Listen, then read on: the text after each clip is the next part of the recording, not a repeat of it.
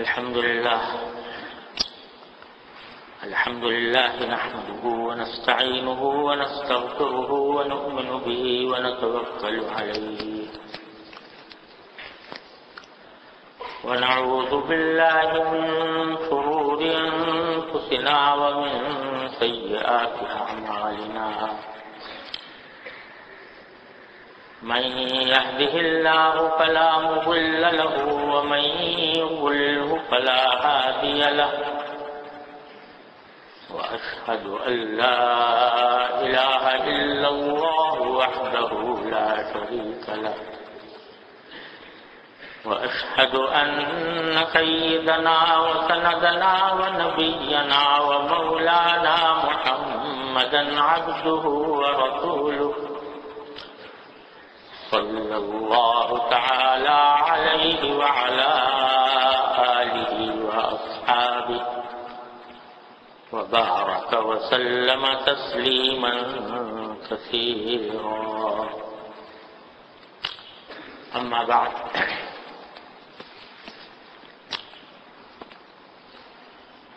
کیونکہ ہماری اس مجلس کا مقصد جیسا کہ پہلے بھی بار بار عرض کیا ہے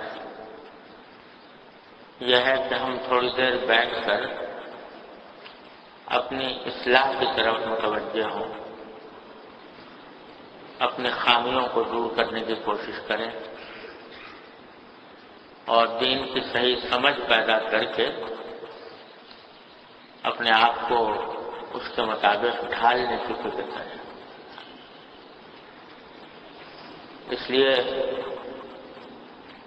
اکثر و بیشتر میں اس مجلس میں حکیم الامت حضرت مولانا اشرف علی صاحب تھانوی قدس اللہ تعالیٰ سرہ کی باتیں کثرت کے ساتھ بیان کیا کرتا ہوں اور انہیں کی کسی کتاب سے یا ان کے کسی ملفوظ یا ارشاد یا بات کا آغاز کیا کرتا ہوں، اور وجہ اس کی یہ ہے کہ اس آخری دور میں اللہ تبارک و تعالی نے حضرت کے مواعظ، ملفوظات اور تالیفات کو اصلاح نفس کے لیے ایک غیر معمولی تاثیر عطا فرمائی۔ ان کی باتیں پڑھنے اور سننے سے دین کی جو سمجھ پیدا ہوتی ہے اور اپنی اصلاح کے لیے جو راستہ ملتا ہے وہ ہم لوگوں کے لیے بڑی قیمتی چیز ہے۔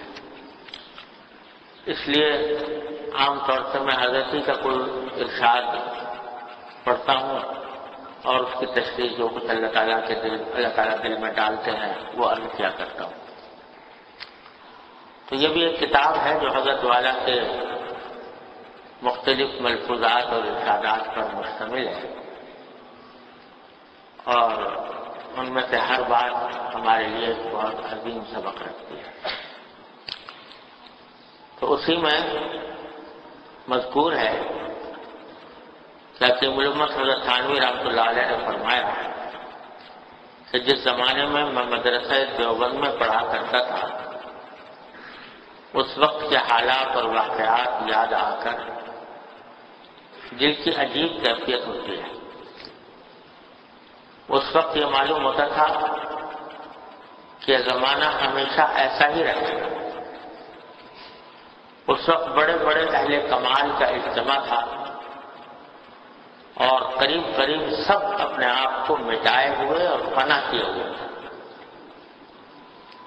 جب کبھی اتفاق سے ان حضرات کا اجتماع ہو جاتا تو یہ معلوم ہوتا تھا کہ ہر بزرگ دوسرے کو اپنے سے بڑا سمجھتا ہے۔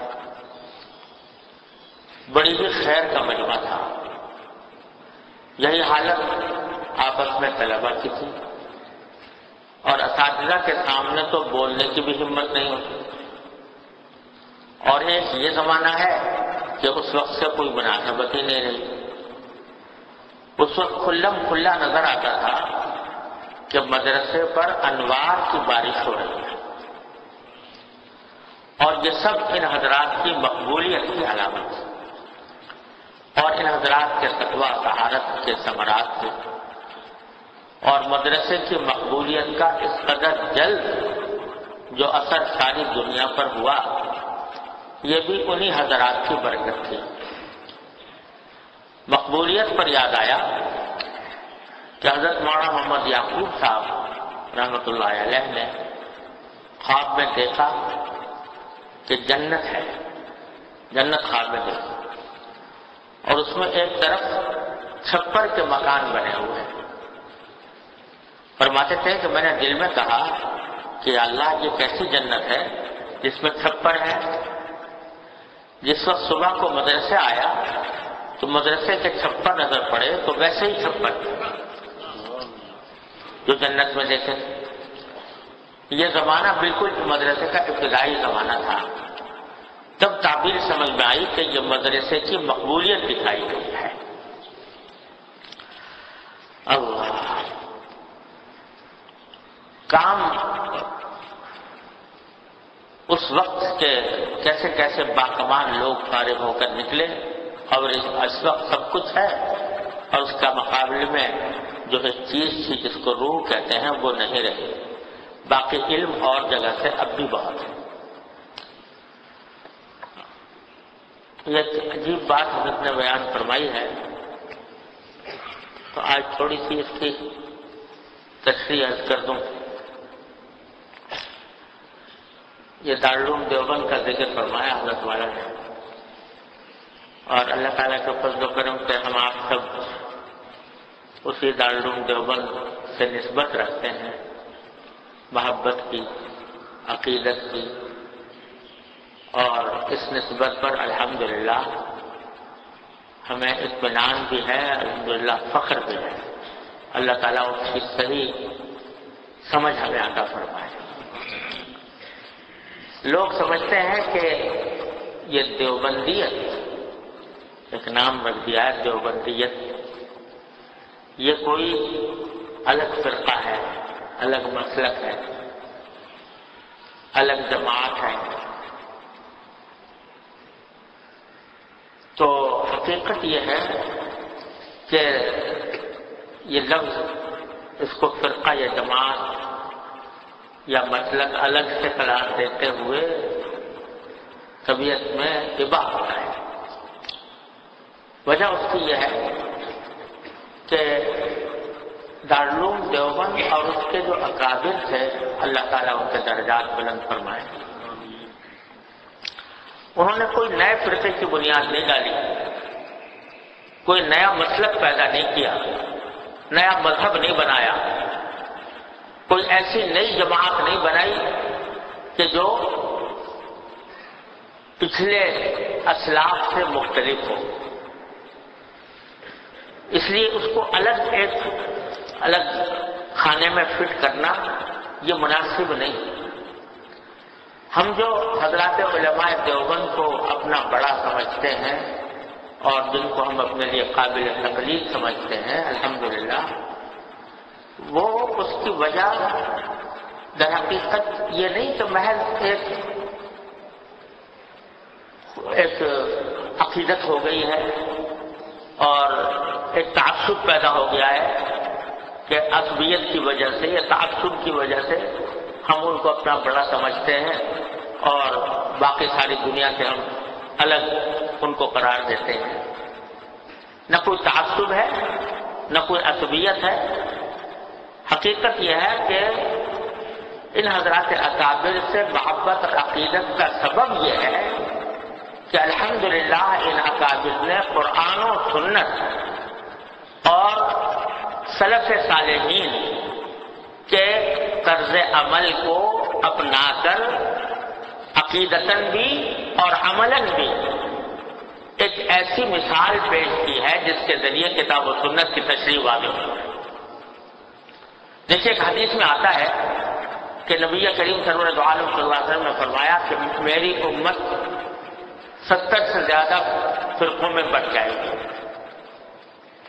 بعض جگہ 72 آیا ہے، 72 کا عدد آیا ہے، جو 72 فرقے بن جائیں گے میری امت میں۔ اور ساتھ میں یہ فرمایا کہ ان میں سے نجات پانے والا فرقہ ایک ہی ہوگا. وہ کون؟ اس کی تشریح فرمائی ما انا علیہ واصحابی، وہ جو اس طریقے پر ہو جو میرا طریقہ ہے، یعنی نبی کریم سرور دو عالم محمد مصطفیٰ صلی اللہ علیہ وسلم کا طریقہ ہے، اور جو میرے صحابہ کا طریقہ ہے. جو اس پر ہوگا وہ نجات پانے والا ہوگا اور باقی سب گمراہی کے راستے پر ہوگا. تو آپ نے ایک بالکل واضح تعریف کر دی نجات پانے والے فرقے کی، وہ کہ ما انا علیہ واصحابی. اس کا کوئی الگ نام نہیں دیا کہ یہ فرقہ فلاں نام سے موسوم ہوگا یا اس کی فلاں جماعت کا فلاں نام ہوگا، بلکہ ایک اصول دے دیا کہ جس راستے پر میں ہوں اور جس راستے پر میرے صحابہ ہیں رضی اللہ تعالیٰ عنہ اجمعین، اس راستے پر جو بھی ہوگا وہ نجات پانے والا ہوگا.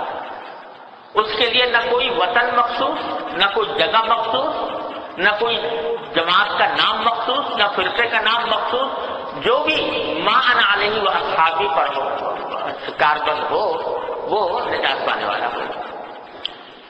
اب اس دور میں الحمدللہ ہر دور میں حضور نبی کریم صلی اللہ علیہ وسلم کے وقت سے لے کر آج تک الحمدللہ ما انا علیہ واصحابی کے جو مصداق ہیں وہ موجود رہے ہیں اور انشاءاللہ آخر تک موجود رہیں گے.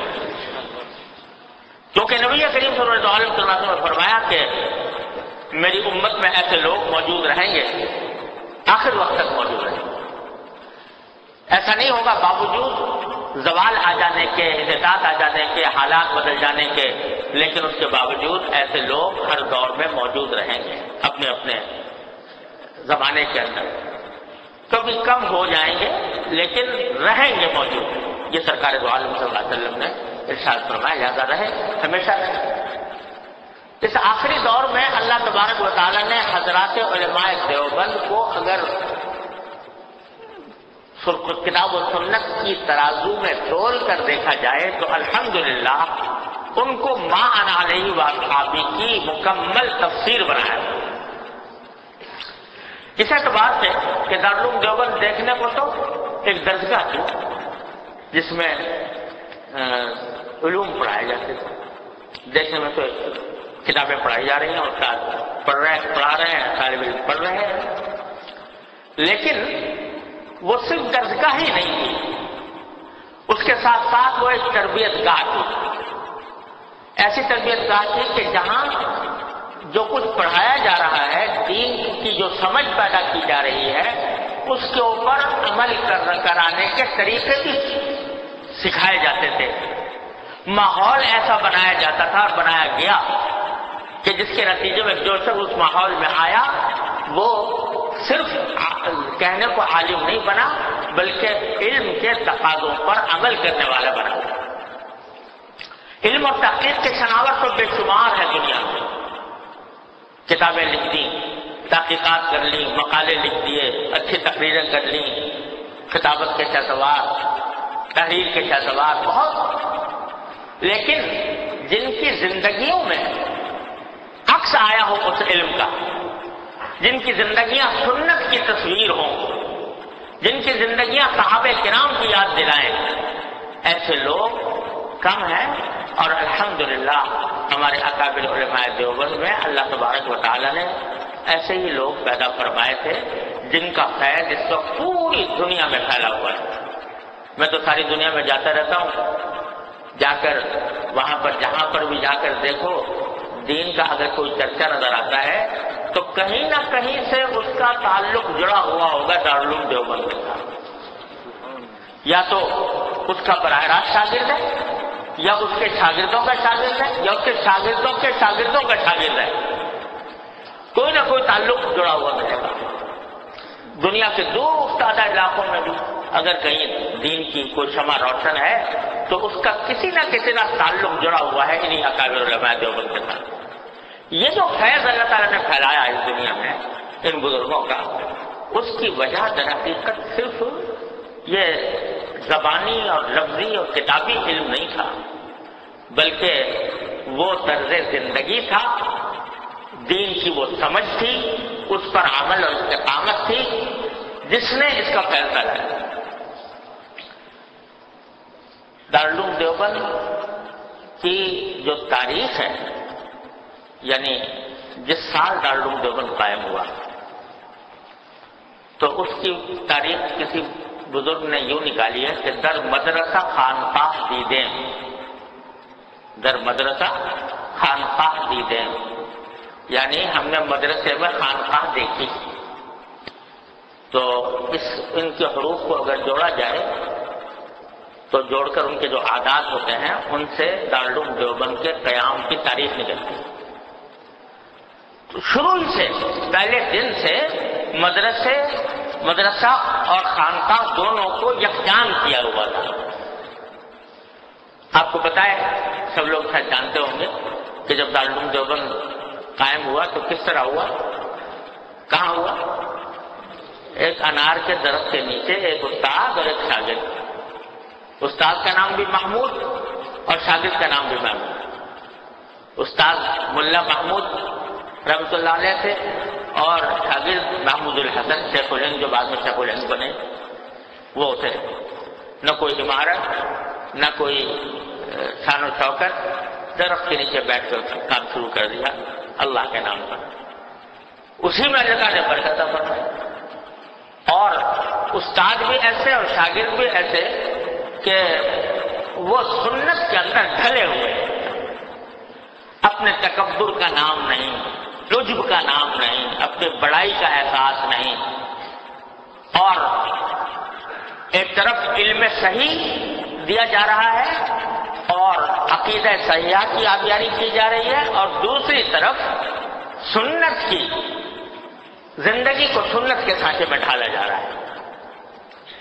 یہ تھا ہمارے دادا تھے حضرت مولانا محمد یاسین صاحب قدس اللہ تعالیٰ سرہ، اللہ تعالیٰ ان کے درجات بلند فرمائے۔ وہ حضرت حکیم الامت مولانا تھانوی رحمۃ اللہ علیہ کے ہم سبق تھے، یعنی ساتھ پڑھے ہوئے تھے ہمارے دادا، جن کے نام پر یہ آپ نے دیکھا بابو یاسین مسجد کا نام، بابو یاسین مسجد کے دروازے کا نام ہے، وہ ہمارے دادا تھے اور حضرت حکیم الامت مولانا تھانوی رحمۃ اللہ علیہ کے ہم سبق تھے۔ اور میرے والد ماجد رحمۃ اللہ علیہ فرمایا کرتے تھے کہ وہ دارالعلوم دیوبند کے ہم عمر تھے، یعنی جس سال دارالعلوم دیوبند قائم ہوا اسی سال ان کی پیدائش تھی، اور ساری زندگی دارالعلوم دیوبندی میں گزاری، پیدائش سے لے کر وفات تک ساری زندگی پہلے پڑھتے رہے، پھر پڑھاتے رہے، اور درجہ فارسی اور ریاضی کے استاد تھے، ساری زندگی فارسی اور ریاضی پڑھاتے رہے دارالعلوم دیوبند میں، اور کئی پشتوں نے ان سے پڑھا، دادا پردادا باپ بیٹا کئی پشتوں نے ان سے فارسی اور ریاضی کا سبق لیا۔ وہ یہ فرماتے تھے کہ ہم نے جب دارالعلوم دیوبند کا وہ زمانہ دیکھا ہے کہ جب اس کے چپراسی اور چوکیدار سے لے کر شیخ الحدیث تک ہر شخص صاحب نسبت ولی اللہ، چوکیدار دروازے پر بیٹھا ہے اور اس کے پیچھے زبان ذکر سے معمور ہے، وہ زمانہ دیکھا ہے۔ فرماتے ہیں کہ چپراسی اور چوکیدار سے لے کر شیخ الحدیث تک سب صاحب نسبت ولی اللہ تھے، اللہ کی نسبت۔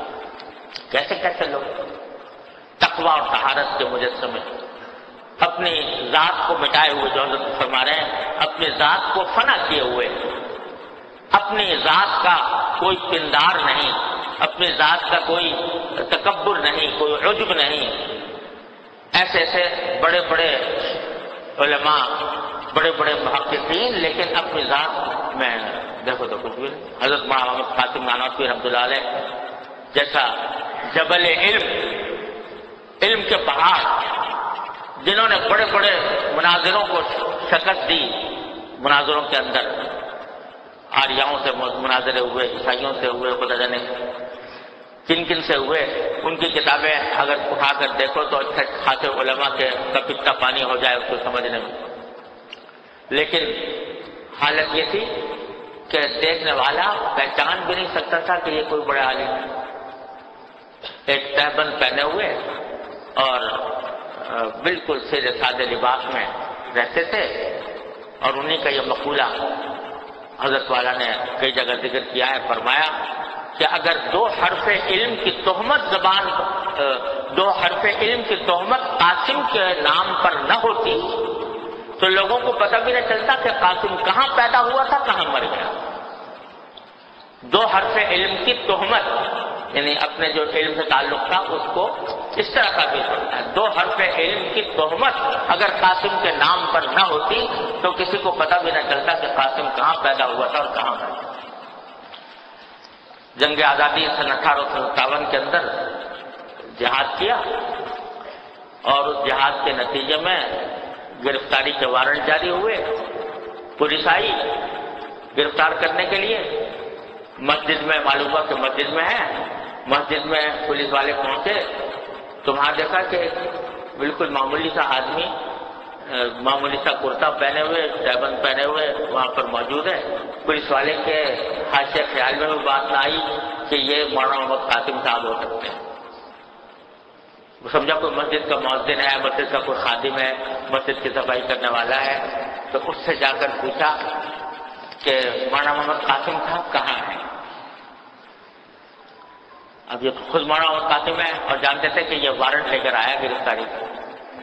تو ایک طرف جھوٹ نہیں بول سکتے اور دوسری طرف اپنے آپ کو بچانا بھی ہے.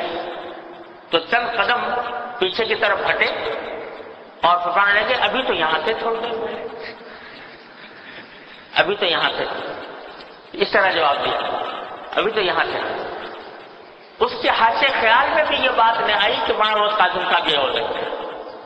اس طرح اپنے آپ کو مٹایا ہوا تھا ان بزرگوں نے.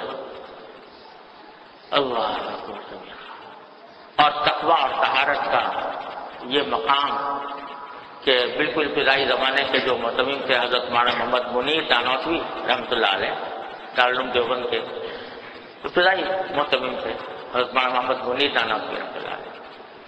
وہ کہیں دہلی گئے تو وہاں مدرسے کا کچھ چندہ جمع ہو گیا 300 روپے.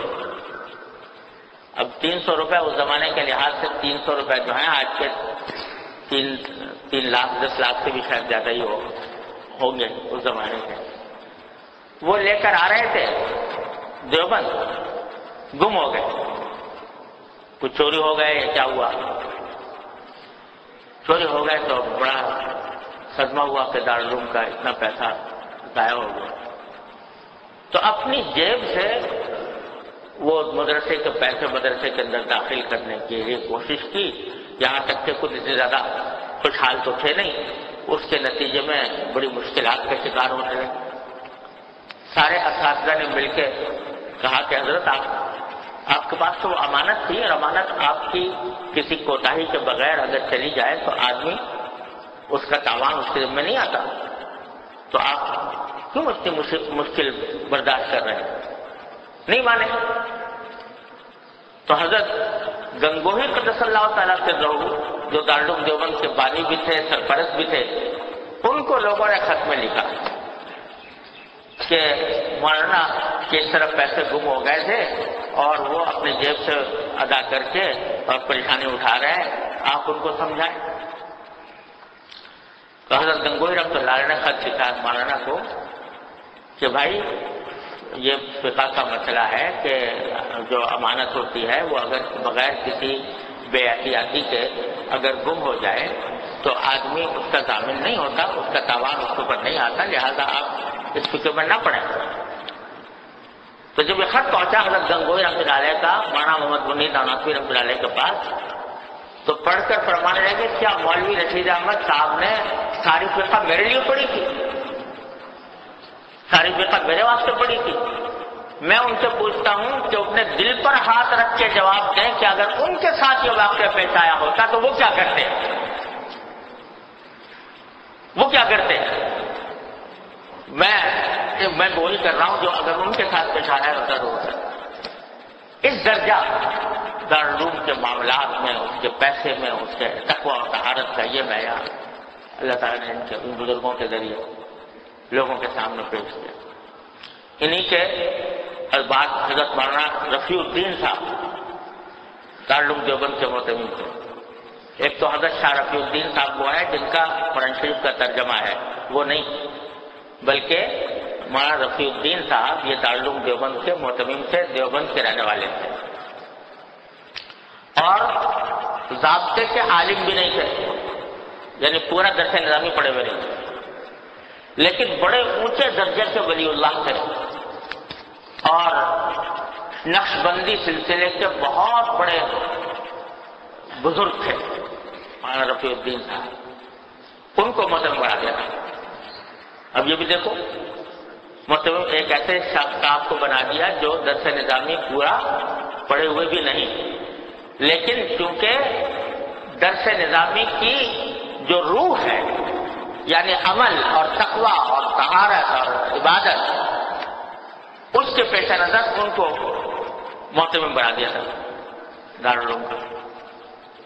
وہ کیا بزرگ تھے، عجیب اللہ تبارک و تعالیٰ نے کمالات ان کو عطا فرمائے تھے۔ حضرت نقشبندی سلسلے کے بڑے امام تھے، تو ان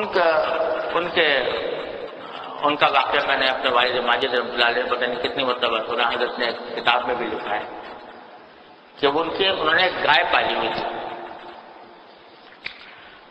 اور کبھی کبھی وہ گائے کو چرانے کے لیے کہیں لے جایا کرتے تھے۔ تو ایک مرتبہ گائے چرا کر واپس آ رہے تھے تو کچھ مدرسے میں ضرورت پیش آ گئی کوئی کام کرنے کی، تو گائے کو لے کے مدرسے کے اندر آ گئے اور مدرسے کے صحن میں باندھ دیا گائے کو، اور خود مدرسے کے کام کے لیے دفتر میں چلے گئے اپنے، وہاں جا کے کام کرنے لگے۔ اتنے میں دیوبند کے شہزادے وہاں سے گزرے تو مدرسے کے صحن میں گائے بندھی ہوئی دیکھی تو انہوں نے شور مچانا شروع کر دیا کہ اچھا اب یہ دارالعلوم نہیں ہے، یہ معتمد صاحب کے گھر کا طویلہ بن گیا ہے، معتمد صاحب کی گایوں کا باڑہ بن گیا ہے، یا معتمد صاحب اپنی گائے باندھا کریں گے مدرسے کے اندر۔ یہ شور مچا دیا، حالانکہ تھوڑی دیر کے لیے کھڑی کر کے گئے تھے لیکن شور مچا دیا۔ شور سن کے لوگ جمع ہو گئے، حضرت کو بھی آواز آئی شور کی، تو حضرت باہر نکل کے آئے اور پوچھا بھی کیا قصہ ہے، کہ جی خام کا یہ شور مچا رہے ہیں کہ گائے کھڑی کر دی یہاں پر مدرسے کے ٹائم میں، وہ کیا حق تھا معتمد صاحب کو کہ یہاں پر اپنی گائے کھڑی کریں؟ تو حضرت مولانا رفیع الدین صاحب نے کہا بھائی بات تو ٹھیک کر رہے ہیں، بات تو صحیح کر رہے ہیں، ہم سے بڑی غلطی ہوئی، ہمیں اپنی گائے یہاں پر نہیں کھڑی کرنی چاہیے تھی، یہ تو مدرسہ وقف ہے، مدرسے کا صحن ہے، تو اس کے اندر ہمیں اپنی گائے نہیں کھڑی کرنی۔ واقعی ہوتا بھائی اللہ تعالیٰ سے ہم معافی مانگتے ہیں، ہم سے غلطی ہوئی، اور اس غلطی کا کفارہ یہ ہے کہ یہ گائے تم ہی لے جاؤ اس آدمی کو، کہ تم نے ہمیں متنبع کیا اس غلطی پر، یہ گائے تم ہی لے جاؤ۔ وہ بھی اللہ کا بندہ تھا کہ لے کے چلتا بنا، لیکن یہ کہ اپنی اس غلطی کا دفاع آرام سے کیا جا سکتا تھا کہ ارے بھائی یہ کوئی مستقل کھڑا کرنے کے لیے تھوڑی لائے تھے، یہاں تھوڑی دیر کے لیے مدرسے کے کام سے آیا ہوں اس لیے کھڑی کر دیا، جواب دیا جا سکتا تھا، لیکن کہا کہ بھائی بات ٹھیک کہہ رہا ہے لہذا یہ تھے اکابر علماء دیوبند۔ یہ دیوبندیت یا دیوبندی مسلک ویسے ہی نہیں بن گیا، یا ویسے ہی اس کا شعرا نہیں ہو گیا، اس کا فیض ویسے نہیں پھیل گیا، اس تقویٰ اور طہارت کے ساتھ ان حضرات نے وقت گزارا ہے۔ انہی حضرت مولانا رفیع الدین صاحب رحمۃ اللہ علیہ کے خلیفہ تھے حضرت مفتی عزیز الرحمان صاحب رحمۃ اللہ علیہ۔ کیا کیا واقعات ہیں، لیکن واقعہ یہ ہے کہ حضرات کے تذکرے سے بھی نور پیدا ہوتا ہے۔